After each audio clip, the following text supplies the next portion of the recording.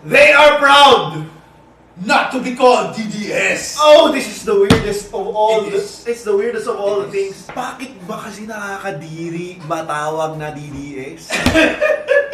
They want to pander to the base of Duterte.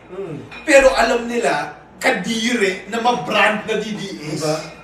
Ginagamit nila. Sorry guys, DDS. Medyo tanga kasi kayo eh. konting sabi lang, oy, ganito, ganyan. Or pro DDS kami, or oy, si tatay. You embrace it. That's the problem. Hindi, malahin dito sa sinasabi niya.